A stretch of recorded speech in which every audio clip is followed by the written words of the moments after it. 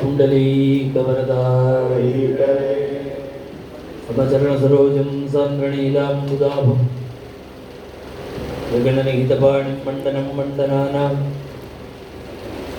तरुणतुलसीमाला कन्धरं कञ्जनेत्रं सदयधवलहासं विठ्ठलं चिन्तयामि। विग्रहत्र 32வது வருஷ ராதா கல்யாண மகோத்சவம் பரம ஸ்ரத்தையா பண்ணிட்டு இருக்காங்க. இந்த வருஷம் ஹரிகிரி பாகவதர் அவளுடைய கோஷ்டியாளோட கூட வந்து இந்த நாம சங்கீர்த்தனம் பண்ணிட்டு இருக்கார். இவன் குடும்பம் வந்து நல்ல பாகவதாட்ட ஒரு பக்தி உள்ள ஒரு குடும்பம். சிதம்பரத்தில் 4 சனிக்கிழமையும் ராத்திரி முழுக்க பஜனை, ராத்திரி முழுக்க பஜனை. சிதம்பரத்தில் புதுத்தருன்னு அங்கே ஒரு வேதபாராயண மட்டம் இருக்கு. அங்கே நான் ராமாயண பிரவச்சனம் பண்ணிட்டு இருக்கேன். இந்த ராகவன்னு ஒரு ஸ்கூல் டீச்சர் அவர் தான் நடத்தி. அவர் சொன்னார், இது ஒரு பஜனை நடக்கிறது, போயிட்டு வரலாமான்னு கேட்டால் புரட்டாசி மாதம். சரின்னு ராத்திரி பிரவச்சனத்தை முடிச்சுட்டு அங்கே போனேன். இந்த நடுக்காவேரி கிருஷ்ணமூர்த்தி பாகவதரோட பஜனை. நான் சொல்றது வந்து 35 வருஷம் முன்னாடி, 92 93 தான். 91 92 90 37 வருஷம். அன்னைக்கு ராத்திரி முழுக்க நான் அங்கேயே இருந்தேன். இதே மாதிரி 19வது அஷ்டபதி அப்போ நான் பிரவச்சனமாக பண்ணியிருந்தேன். அன்னைக்கு 19வது அஷ்டபதி பாடினார். அப்போ பாகவதாட்ட அவ்வளோ ஒரு அபிமானம் உள்ள குடும்பம் இவா குடும்பம்.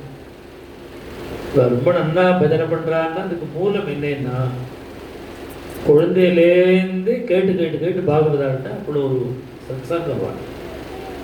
அப்போ ராதாக்கள்லாம் சேர்ந்து நடத்தினாங்க. அதனால் இவாளை சின்ன குழந்தையிலேருந்தே எனக்கு தெரியும் அங்கே பஜனையில். அதுக்கப்புறம் பல வருஷம் அப்பேன் கொஞ்சம் பிரசித்தமாக வர ஆரம்பித்த பிறகு இப்போ சித்தப்பா பாலச்சந்திரன் தான் இங்கே அவசியம் வரணும், பெரியப்பா ஆமாம் சித்தப்பா பெரியப்பா அவர் வரணும்னு 2-3 தடவை அழைச்சிட்டு போயிருக்கார். பாகவதாளுக்கு அப்படி ஒரு உபச்சாரம். உபச்சாரம்னா வர அத்தனை பாகவதாளும் சந்தோஷமாக திரும்பும். சிதம்பரம் பஜனைன்னு ஆவலாக இருப்பார். அந்த அளவுக்கு இந்த 4 சனிக்கிழமை சமயத்தில் 5 சனிக்கிழமை ரொம்ப ஆச்சரியமாக நடக்கும். அதனாலேயே பாகவதால் எல்லாத்தையும் பிரியம்னாலே எனக்கு இவா 2 பேர்கிட்ட கொஞ்சம் அதிகமான.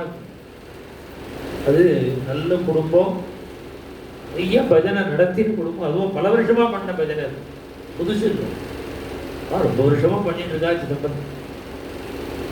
இந்த கிரகம் இவ அப்பா என்னை பிடிவாதம் பண்ணி அழிச்சுட்டு வந்தார். முதல்ல நான் எவ்வளவோ அவாய்ட் பண்ணேன். அங்கேருந்து இங்கே வந்துட்டு ஒரு காரிய கிரமங்கள் வந்தார் பெரியவர். ரொம்ப நிர்பந்தம் பண்ணி கூப்பிட்டார். அப்போதான் முதல் வருஷம் வந்து பார்த்தேன். ரொம்ப திருப்தியாக இருக்கு. அதுக்கப்புறம் எவ்வளவு முடியுமோ அவ்வளோ வந்துருக்கேன். வருஷம் முடிய மட்டும் வர முடியாட்டா அடுத்த வருஷம் வரும்.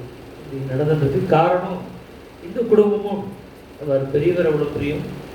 மதிவா சித்தப்பா நான் எந்த ஊருக்கு போனாலும் அங்கே வந்துடுவோம். மெட்ராஸில் பஜனை பிரவச்சனம்னா கூட இந்த பக்கம் வந்தாருன்னா கோவிந்தபுரம் பாட்டுறவங்க சேவிக்காமல் வரவே மாட்டாங்க. அது மாதிரி அவருக்கு ஒரு ஈடுபாடு பற்றி. இவா 3 பேரை பற்றி கேட்கவே வேண்டாம். இப்போதான் உள்ளே சொல்லிடுறேன். ஒரே மாதிரி பிரியம் அந்த 3 பேரும். ஹரி, மணி, மஞ்சு 3 பேருக்கும் ஒரே மாதிரி ஒரு ஈடுபாடு, ஒரு பிரியம். அதனால தான் ரொம்ப கோலாகலமாக நடக்கும். 2 வருஷமாக பண்ண முடியலையேன்னு அவளுக்கு ரொம்ப தாபம். கொரோனாவில் பஜனை பண்ண முடியலையே. இப்படிலாம் கோலாகலமாக பண்ணுறதுக்கு காரணம் என்ன? குடும்பம். அவள் 2 பேருக்கும் வாக்கப்பட்டவாளுடைய ஒரு சிரத்தை. அவளுக்கு சிரத்தை இல்லைன்னா இவள் என்ன பண்ண முடியும்? இவளுடைய சம்சாரங்களுக்கும் இதில் ரொம்ப ஒரு ஈடுபாடு, குழந்தைகளுக்கும் ஈடுபாடு, எல்லாம் சேர்ந்து தான் இது பரிணமிக்கும். 19வது அஷ்டபதி ரொம்ப அழகாக பாடி, அஷ்டபதியை அதை ரசித்து பாடணும். பாஷை புரியாட்டாலும் அழகாக பாடணும். அழகாக பாடிலாம் சந்தையாக கேட்பான். ரொம்ப அழகாக பாடினா அதுவும் இந்த அஷ்டபதி மிருத்யுஞ்சய அஷ்டபதி. இந்த அகால மரணத்தெல்லாம் போகும். கால மரணத்தை ஒன்றும் பண்ண முடியாது. அகால மரணம், பிராண பயம், இது மாதிரி இருக்கிறதெல்லாம் நிவர்த்தி பண்ணிவிடும் இந்த அஷ்டபதி. இந்த அஷ்டபதிக்கு மிருத்யுஞ்சய அஷ்டபதி, மிருத்யுவையே ஜெயித்த ஒரு அஷ்டபதி.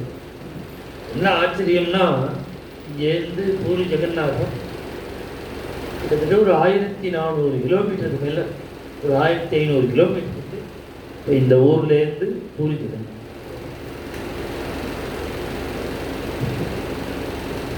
இத்தனை தூரத்தில் இருக்கு நம்ம ஊர். அந்த அஷ்டபதி எப்படி வந்தது இங்கே? இப்போ நான் பஜனை பண்ணுறேன், இப்போ பேசுகிறேன், இவா பஜனை பண்ணுறேன். இந்த க்ஷணமே அமெரிக்காவில் பார்க்கலாம்.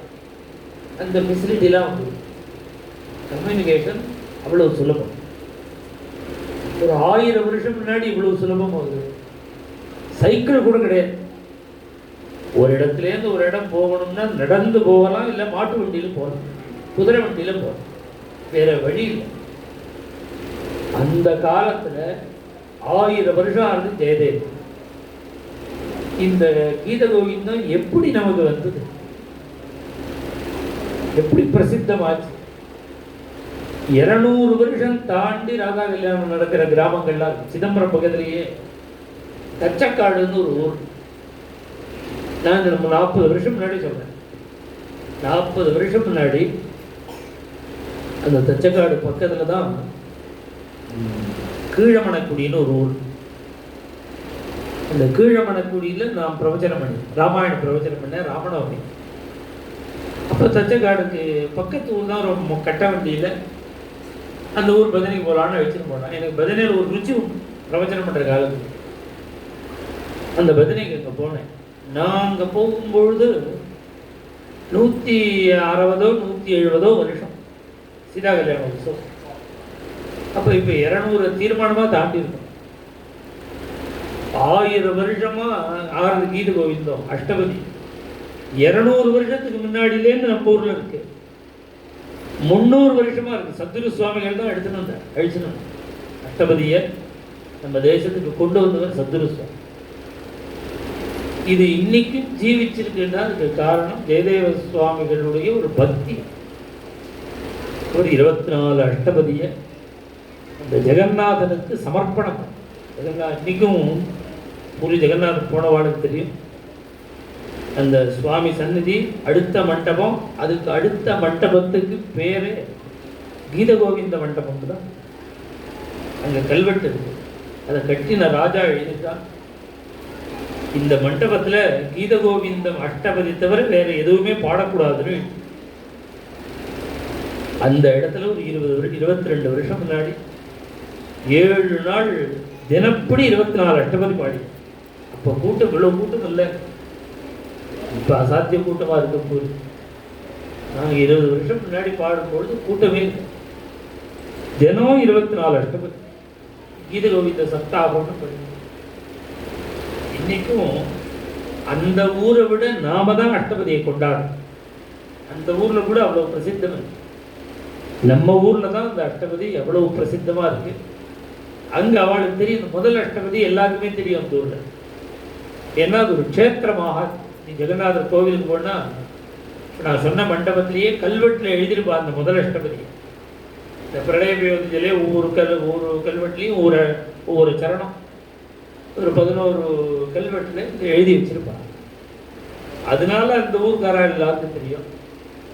இப்பயும் இந்த 8வது அஷ்டபதி 9வது அஷ்டபதி இதை ஒரு பட்டில் எழுதி பிரிண்ட் பண்ணி எழுதி எந்த ஒர்க்கு பண்ணுறாரு பட்டிலேயே நூலை எம்ப்ராய்டரி அந்த ஒர்க் பண்ணி இந்த 8வது அஷ்டபதி 9வது அஷ்டபதி முழுக்க எழுதி ஜெகநாதனுக்கு தினம் போத்துறான். ஜெகநாதனுக்கு இந்த அஷ்டபதி எழுதின பட்ட போத்துறான். ஜெகநாதர் எப்படி இருப்பாருன்னா இந்த ஸ்ரீரங்கம் பெருமாள் மாதிரி. ஸ்ரீரங்கம் பெருமாள் படுத்துட்டு இருக்க, அவர் எழுந்து நின்றாருன்னா என்ன உயரம் இருக்கும், அந்த உயரம் இருப்பார் ஜெகநாதர். ஒரு பக்கம் ஜெகநாதர், அடுத்தது சுபத்ரன், அடுத்தது பலராமசுவாமி. பொதுவாக கோவில்கள்லாம் தாயாரோட தான் பெருமாள். அந்த கோவில் மாத்திரம்தான் அவர் பர்சனல் குடும்பத்தோட இருக்கு. அண்ணாவோடையும் தங்கையோடையும் கிருஷ்ணன். அந்த கிருஷ்ணனுக்கு அந்த ஊர்ல ஜெகநாதன்னு பேரு, புருஷோத்தமன். அந்த கிருஷ்ணனுக்கு புருஷோத்தமன் பேரு, ஜெகநாதன் பேரு. அப்போ ஏற்பட்ட பூரி ஜெகநாதத்தெல்லாம் இந்த அஷ்டபதி நடந்தது. நாம் இதை ஒரு 4-5 நிறையாத பேர் ஒரு 2 வருஷத்துக்கு ஒரு தடவை பூரி போகும். பக்தாளோட போகிறது, தனியாக போகிறது அப்பப்போ போவேன் பூரி. நான் பூரி ஜெகநாதம் ஒரு அன்னப்பிருப்பம். தினப்படி 6000 கிலோ அரிசியை சாதம் வெடித்து நிவேதனம். ஒவ்வொரு ஆற்றுலையும் 1 கிலோ 2 கிலோவே பெரிய வழி. 1 கிலோ தான், 1 கிலோக்குள்ள பாதி தான். ஒரு நாளைக்கு 6000 கிலோ. அதுக்குள்ள காய்கறி, அதுக்குள்ள பருப்பு, அதுக்குள்ள மளிகை சாமான். 600 பிராமணன் மடப்பள்ளியில் வேலை செய்ய. இந்த 6000 கிலோ அரிசியும் விறகடுப்புல தான் பண்ண. கேஸ் கிடையாது, விறகடுப்பு. அது பண்றதுக்கு பெரிய பெரிய பாத்திரங்கள்லாம் கிடையாது, மண்பானையில் தான் பண்ண. மண்பானையில் தான் சாதம் பிடிக்கும். அந்த மண்பானையை இன்னைக்கு யூஸ் பண்ணது நாளைக்கு யூஸ் பண்ணக்கூடாது, உடைச்சிருவோம்.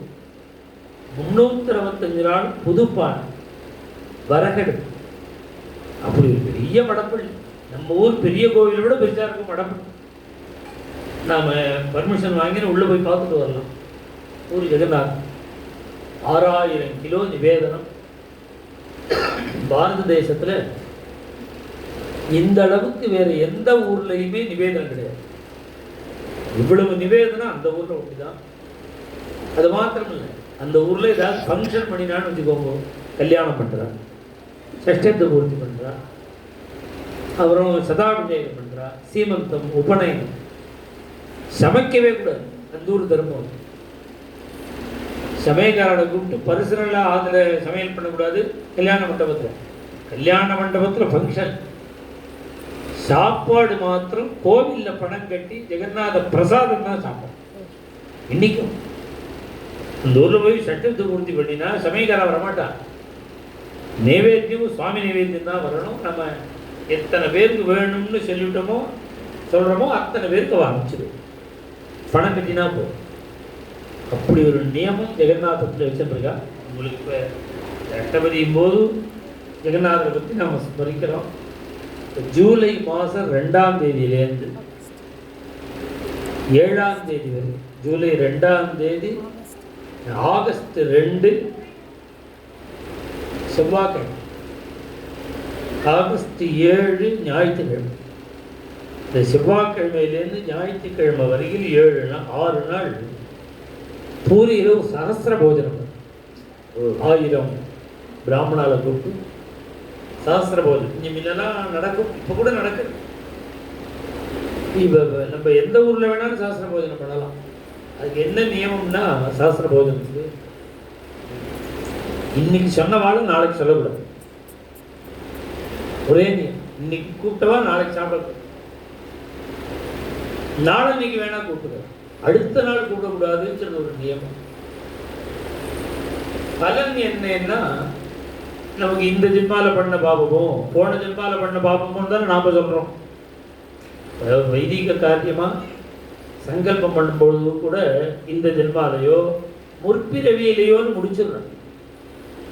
இந்த சாஸ்திர போஜனத்துக்கு என்ன பலன் தெரியுமோ, உனக்கு முதல்ல ஜென்மான்னு ஒன்று என்னைக்கோ உண்டானதோன்னு கோடி வருஷம் முன்னாடி அன்னிலேருந்து இந்த ஜென்மா வரையில் பண்ணின பாபம் போயிடும்.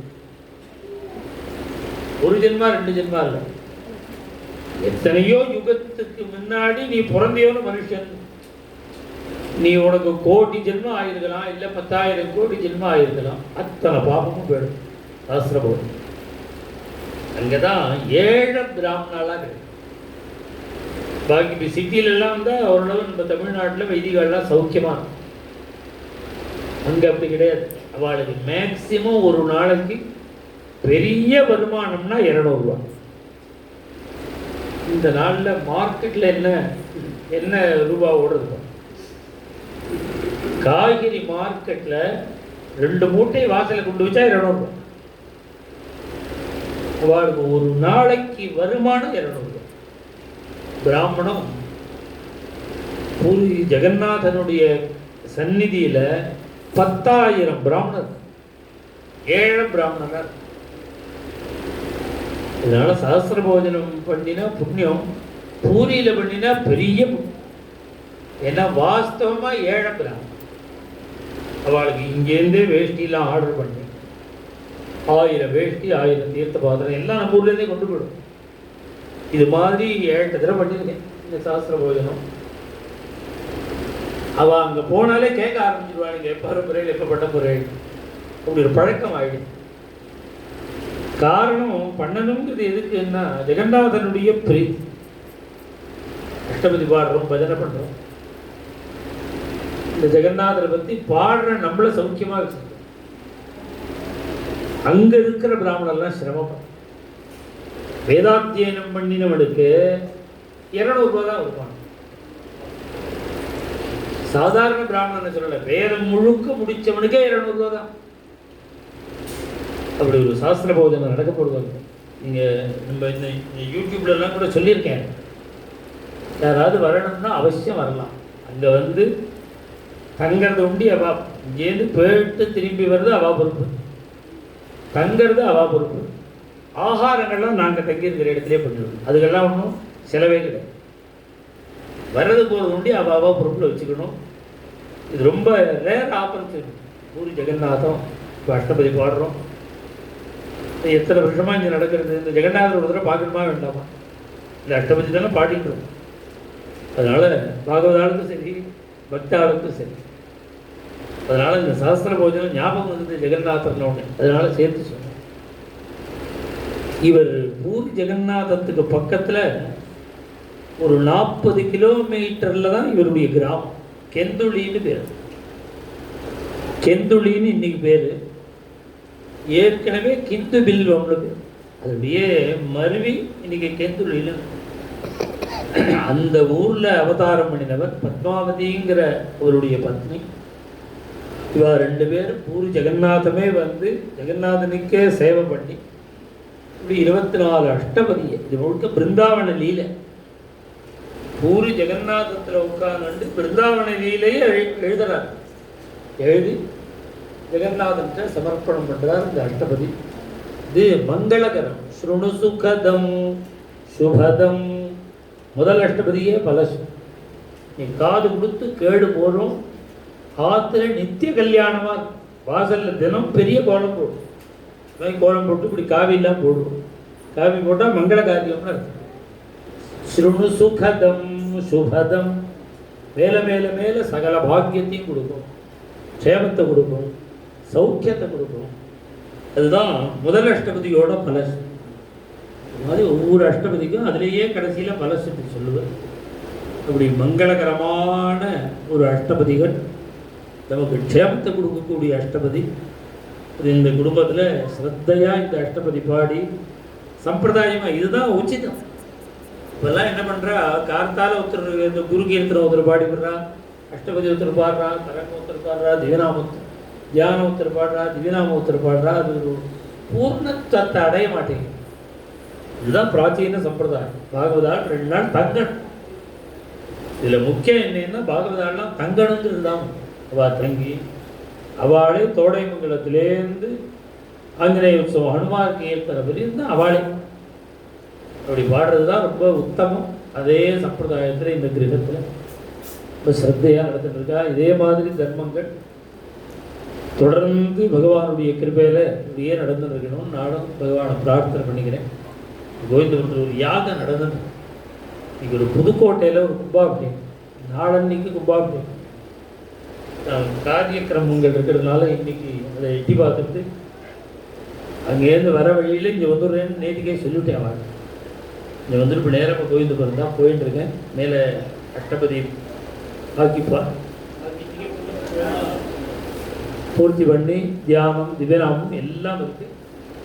பக்தாள்லாம் அவசியம் கலந்து பகவன் நாமத்தை சிரவணம் பண்ண அப்படி இருக்கணும். நாடும் அத்தனை பக்தாளுக்கும் பகவான் சகல பாக்கியங்களையும் கொடுக்கணும்னு பிரார்த்தனை.